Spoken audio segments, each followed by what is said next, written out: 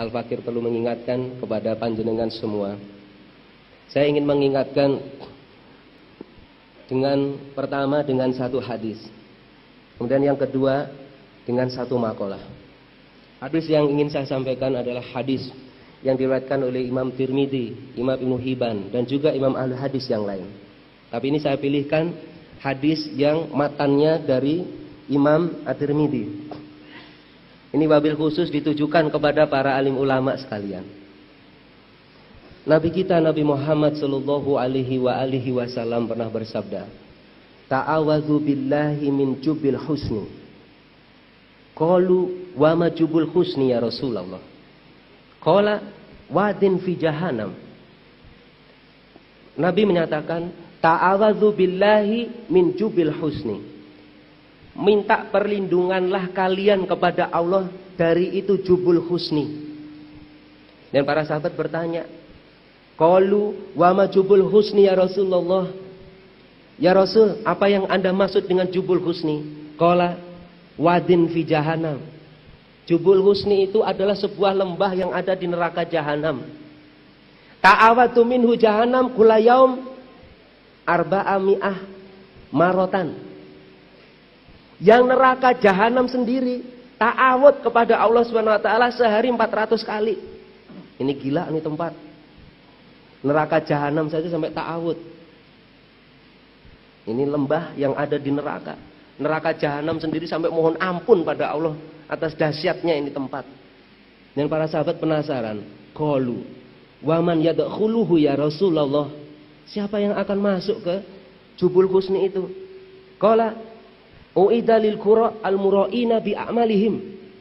Ini tempat disediakan bagi para pembaca Al-Qur'an yang riya, yang pamer.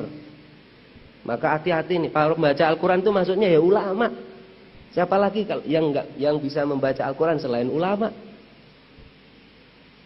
Kemudian beliau melanjutkan, "Inna min abghadil qura ilallahi alladzina yazurunal umara."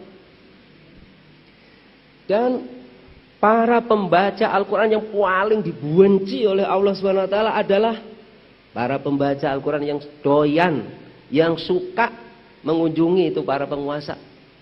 Kalau dia mengunjungi penguasa dinasihati, maka dia dapat mati syahid.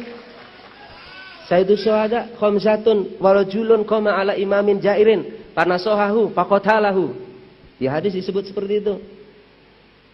Penghulu, pemimpin orang yang mati syahid itu adalah Hamzah bin Abdul Muthalib, paman beliau.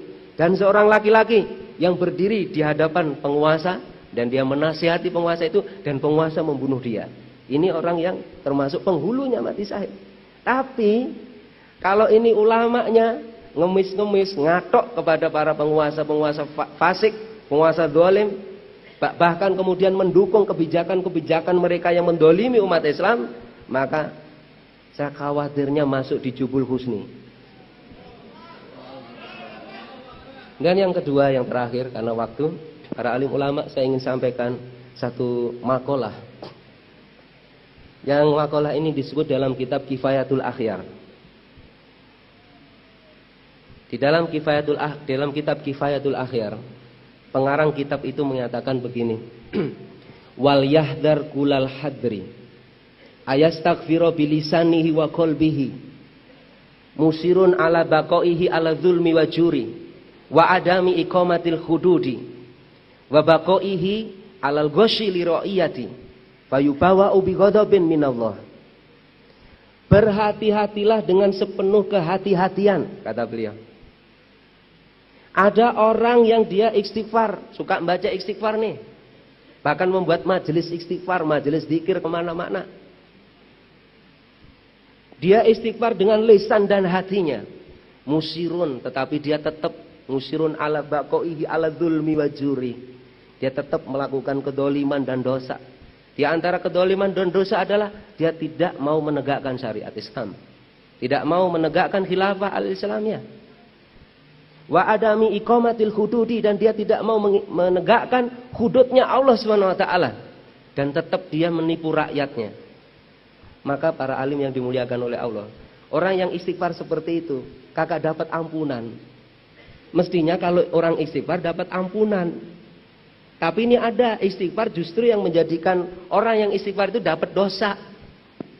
Bahkan disebutkan fayubawa ubi godobin minallah, maka telah disediakan kemurkaan Allah bagi orang yang istighfar seperti itu.